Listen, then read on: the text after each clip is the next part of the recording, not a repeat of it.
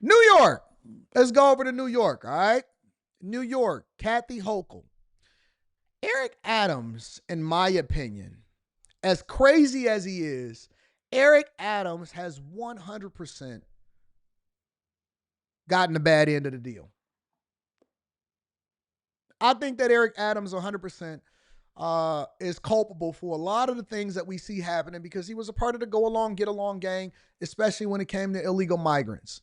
Illegal migrants in New York City, then they had to spend upwards of $6 or $7 billion, which left a not federal, but a local deficit within New York because they generate some of the most tax revenue inside of the United States of America, if not the most.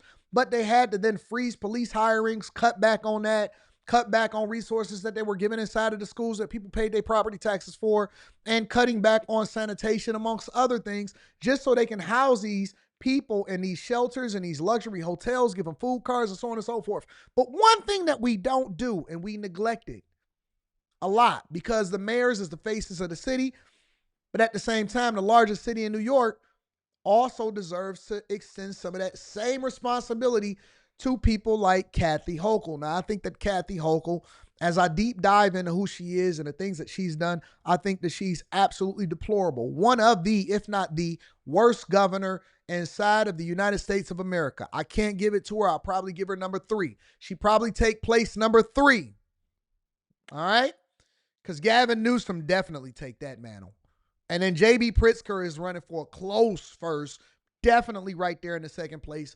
And then you got their mayors that's doing their biddings in some of these cities. Gavin Newsom has Karen Bass. J.B. Pritzker has Brandon Johnson, who we're going to get to that in a minute. And then Kathy Hochul has Eric Adams. The difference is, I'm going to get some water in a minute. The difference is J.B. Pritzker and Brandon Johnson are on the same page when it comes to taking advantage of the people over in Chicago. Gavin Newsom and Karen Bass seems to be on the same page when it comes to taking advantage of the people of Los Angeles and not doing the thing that's in the best interest of the city. Kathy Hochul and Eric Adams on the other end, they're at odds. They're at odds. Largely because Eric Adams is working with the Trump administration.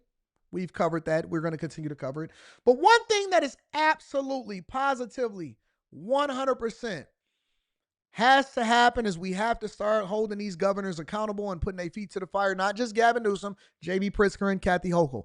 And right now, Kathy Hochul is going through a war of words with the Trump administration over congestion pricing. But before we get to that, I want to show you guys some of the things that's happening inside of New York City. Let's get to it. This is a life and death thing. These are hardworking men and women that come to work every day that just want to go home, okay? And they're afraid to go in there. A matter of life and death. You just heard from a former corrections officer at Attica Correctional Facility describing the need for change inside state prisons. He's among the voices we're amplifying tonight on what's been a very busy day 3 of the strikes outside of dozens of New York State prisons. Good evening, everyone, and thank you for joining us once again. Just hours ago, the governor announced she is activating more than 3,500 National Guard members to support operations at striking prisons. The number of facilities with employees on the picket line tonight now up to 30. That's according to the union representing these officers, and that includes 5 state prisons right here in Western New York. Now, So while they're telling ICE, don't work with Eric Adams to deport illegal migrants that have been captured and doing some of the worst crimes inside of your city, there are protests that is not being covered by national news that's happening right in New York, amongst other different issues that is taking place. And Kathy Hochul, who is the governor of New York, refused to do a good job for the citizens of New York. You know what she did? You know what she chooses to engage in while she's activating the National Guard and while the prisons are under siege and the people are protesting and everything is going to hell over there in New York City? You know what she decided to do? She decided to go against Trump, because one of the things that we've been talking about and that's been happening is congestion pricing, which is basically a tax on the people for driving in New York City. They pay for the cars, they pay for the roads, they pay for the tolls, but now they got congestion pricing, which is just another way for them to continue to fleece money, in my opinion, out of the taxpaying citizens and the people of New York City. But Trump decided to do something about it. This is what he did. Breaking right now, an update on those congestion prices over in New York City. Our partners there reporting on that news just moments ago. Let's listen to that. I'm Jessica Moore with breaking news. We have just learned the Trump administration is pulling the approval for congestion pricing. The Department of Transportation is sending a letter to Governor Hochul this afternoon saying it is, quote, backward and unfair. We have a copy of that letter. It says it's not a fair deal. Everyone should have access to the city, not just the elite. Congressman Mike Lawler tells our Marcia Kramer he was informed today that the decision had been made to end the toll that just went into effect on January 5th. As you know, charges drivers $9 to drive into Manhattan's central business district. And Marcia joins us now with more. Marcia, we barely had 1 month of this, and now it's over. Is it that simple? Well, the thing about it is this, that President Trump made a promise on the campaign trail that he was going to end congestion pricing. And today, the people who wanted him to make that promise are saying, thank God he made the promise. So essentially, Trump said no more congestion pricing. And again, I say this for everybody, regardless of whether you like Trump or you like the policies or the things that he promised on the campaign trail. With literally to today, he was inaugurated on January 20th, 2025. It is February 20th, 2025. It seems like he's been in office for 4 years already, and he's only been in office for a month, because we've seen more of him every single day, making himself accountable to the reporters, asking unscripted questions, doing the interviews, signing executive orders, trying to end wars, doing all of the fraud government audits and all kind of stuff that's happening out here, designating bathrooms and making sure that men don't go into women's bathrooms and whatever it is that you can think of. Every single thing that he said that he was going to do on the campaign trail, he is doing. You may not have agreed with the thing that he said that he was going to do, but the one thing that you can't say, unlike other politicians, he doesn't lie. He's not going to lie to you and say that I'm going to do this, and then he doesn't do it. He don't at least fight for you. He's not implementing it. He's not signing an executive order. He's not making sure that Congress is aligned. And one of the things that he said on the campaign trail is, I am going to, within a month, end congestion pricing over in New York. You're welcome. Promises made, promises kept. But Kathy Hochul, she's not happy about that.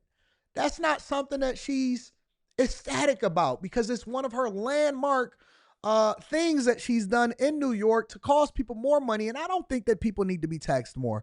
I'm sick of taxes, because taxes come in all different forms. It's not just what comes out of your paycheck. It's your property taxes. It's being taxed to go into the city that you got to work in. You got to pay extra money every single day. And what it's done is it's completely killed any kind of traffic and any kind of motion and movement inside of New York City, because it costs you more just to be able to get there, whether you're a cab driver, whether you actually work in a city, you're a firefighter, whether you work on Wall Street, no matter what, the people are paying more and more and more and more and more of your income is going to government sources that are not accountable to where the money is being spent.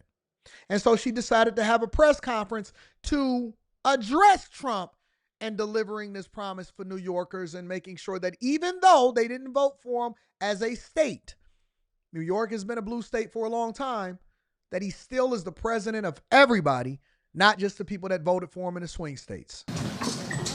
Good afternoon. I'm joined here today by Jana Lieber, the chairman and CEO of the MTA, and my counsel, Brian Mahana. At 1:01 p.m. today, the U.S. Department of Transportation emailed us a letter from Secretary Duffy announcing their attempt to end the congestion pricing program in the state of New York. At 1:58 p.m., President Donald Trump tweeted, "Long live the king."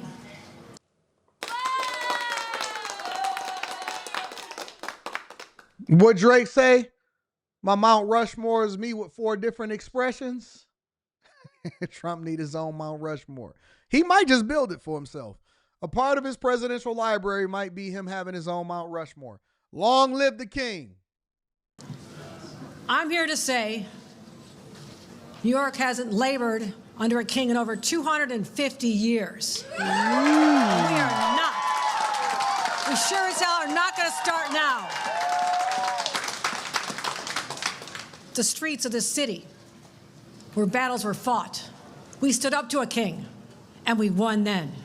And we will, in case you don't know, New Yorkers, when we're in a fight, we do not back down, not now, not ever. Because who are we fighting for here? We're fighting for our residents, our commuters, our riders, our drivers, our emergency personnel. Life has gotten better for even those who have asthma, people with illness. That's who we're fighting for. Now, I'm not the sharpest knife in the tool shed at all. Not even close. Not even close. But let me ask y'all a question. When you see these politicians get up on these microphones and they say, we're fighting for people that may have asthma. So you have congestion pricing for the people that have asthma. That is why you have congestion pricing. I just want to make sure that we all on the same page. I want to make sure that we all doing the same thing. I want to make sure that we all on board. You're fighting for the people that have asthma. That's why you have congestion pricing. I see this is going to be one of them shows. Let me get more comfortable. I'm going to get some water, take my jacket off, and we're going to have a conversation. And the 6 million people who use the MTA to get to their jobs and their lives and their doctor appointment, nurses, doctors, EMTs, all the people who need to get to their jobs in a reliable way, they're now going to be affected. So I also have to raise a question. As they look at the pretext for this rejection, and we have a lot of legal reasons why we know we're going to be victorious, but they actually cited the will of New Jersey. New Jersey didn't want this. Ignoring the will, the people who live here, they're elected leaders in Albany, and all of a sudden, the Trump administration is citing, well, New Jersey wasn't happy, okay? I will talk about that later. But here's what I want to also say. I don't care if you love congestion pricing or hate it. This is an attack on our sovereign identity, our independence from Washington. And this is, we are a nation of states. This is what we fought for. This is what people like Alexander Hamilton and others fought for, to set up a system where we are not subservient to a king or anyone else out of Washington. I think that the worst thing, the absolute positive worst thing that you can do as a politician, the absolute worst thing that you can do as a governor, the absolute worst thing that you can do as a mayor is to fight and not be on the same page as the president. The person that controls the purse strings for your city and the funding that then goes to these cities. The absolute worst thing that you can do as a governor or a mayor is to fight and be in a chokehold with the president of the United States of America. It never works out well for you. It never, ever will work out well for you at all. And I don't know who these 13 people are that are inside of the audience that are clapping. They got a bunch of their supporters and, oh, yeah. It's not going to work out well for you at all. So this is the fight we're in. It's all about our sovereignty. And I spoke to the president many times in a reasonable way, calm way. You're a New Yorker. I'm going to read Cash Apps and Super essential Chat shortly. It is to have safe, reliable public transit, or else this system shuts down. Our economy shuts down. The nation's economy could shut down. That's how essential we are. And one would think he would know that. And then you have others involved. I mean, it feels like the commuters of our city and our region are now the roadkill on Donald Trump's revenge tour against New York. This is the worst speech, and I don't even know how New Yorkers decided that they wanted to elect her. Absolutely, positively one of the worst speeches that I've seen ever. And so I'm just going to go ahead and bypass it. And I'm going to get straight to what the people in New York City, because I know that some people is liking it and some people is hating it, but congestion pricing is going away. So y'all can thank Donald Trump for that. But the thing that I'm really, really, really concerned about is, why would people want to be taxed more? Why would you want more taxes? And the worst thing that politicians say on a regular basis, but it doesn't make sense, is they say that if you remove congestion pricing, that it doesn't bode well for the public transportation system, the aging infrastructure that needs to be updated. So where the heck is all of the money that they already paying into the system going? Where the heck is all of y'all taxpayer money going? If it's not going towards sanitation, if it's not going towards infrastructure, if it's not going to making sure that everybody has good, reasonable public transportation, if it's not going to public safety, if it's not going to the schools, where is all of the billions? And when we talk about New York City, this is not Chicago, this is not Houston, this is not Memphis, this is not any of these places. New York City has hundreds of billions of dollars that they allocate every single year for or from taxpaying citizens. This is your money. All of the money and the resources and all of the revenue that is generated in New York City, if it's not going towards helping the people, if you can't actually use it for infrastructure, then maybe you need to get an Elon Musk-ish type person to come in and audit the federal government. But we know that they don't want to do that, because once we start to uncover the books, then we see where all the fraud is going and we can see who really getting the money. We need to have a similar system that is happening at the federal government take place at every major city, especially these sanctuary cities. But they trying to pitch it to y'all like, well, if we don't have congestion pricing, not only will little Timmy get asthma, but we also won't be able to update the aging infrastructure that we need. So what the heck are y'all paying taxes for in the first place if you can't be responsible for how the budget is being used effectively? But this is how New Yorkers are reacting to it. Whether you like congestion pricing or not, it is an indisputable fact that vehicular traffic below 60th Street in Manhattan has been down since January 5th, when the program began. This is what the approach to the Lincoln and Holland tunnels looked like during the evening rush immediately after congestion pricing took effect. The question now, if the tolls are gone, will drivers and the gridlock return? Eyewitness News reporter Tanya Rivero live on Manhattan's Upper East Side, where that quite numbers of our coverage tonight, and we're interested in this answer, Tanya. Yeah, well, you know, there are a lot of questions to be answered right now. New Yorkers are really curious about what this directive is going to mean in the short term for them. We asked around, we found a variety of reactions, not only to the Trump administration's move today, but also to the tolling program itself. We found reaction to the potential end of congestion pricing to be a mixed bag here in the city. In the good riddance camp, Manhattanite Tim Allen. I feel like it's like nickel and diming us, like every little piece that we have. Like this city is built on like the small people, and man, we're running out of money. And some cabbies who say they've been losing business. Less people take a cab. Have you noticed that? Of course. Congestion price, not good. This Uber TLC driver is ambivalent, but thinks more people will come into the city without it.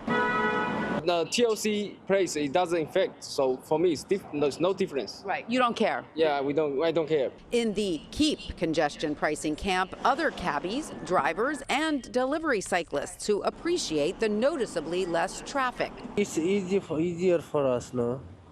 It's easier for you to get around? Yeah. The congestion price is good. It's good. Hold on, dog.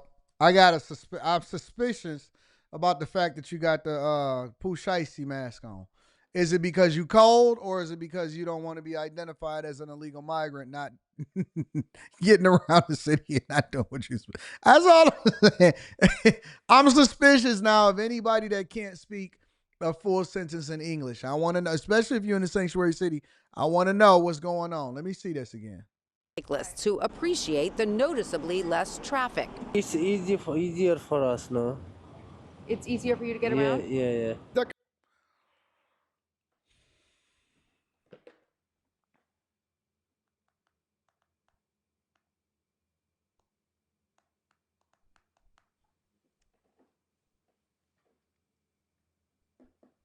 Tom Holman, please. Can you please investigate the man that don't speak a full sentence of English and he's got his face covered in New York City? I want to know whether or not he's just cold and he's trying to make sure that he weathers the storm, or if he's actually an illegal migrant. And if so, I would like my $700 to $1,000 bounty. Thank you very much. That's all I'm saying. That's all I'm saying. Congestion price is good. It's good for everybody. It's easy to close the city and go uptown and downtown. Kid If you have Capri. the choice, keep congestion pricing or get rid of congestion pricing. Now, if keeping is good for the city, is good. And while Alan would be thrilled to see the toll disappear, he wonders if the fee will just pop up somewhere else. I think what we need to really take a look at is not us paying for all the money, but maybe the people who actually have money to pay for this. Local and state lawmakers, also divided on the issue, are still formulating a response to Transportation Secretary Sean Duffy's letter to Governor Kathy Hochul today, saying congestion pricing is now a terminated pilot project. This is extremely disappointing. Donald Trump wants to bring back the traffic, and I also think it's a little bit misguided. Right now, 6 in 10 New Yorkers don't want Donald Trump to overturn this program, and we've seen incredible positive results. I want to see who the sources are. I want to see where y'all did this at. No, we don't want to hear that. We don't want to hear that. I'm sure that the people don't want more taxes. But anyways, ladies and gentlemen, that is what's going on over in New York City. As usual, I will stay up to date on what's happening, and I will keep you guys informed and in the loop of why and who, what, when, where, why, and how people are dealing with the fact that they don't no longer have to pay taxes with congestion pricing.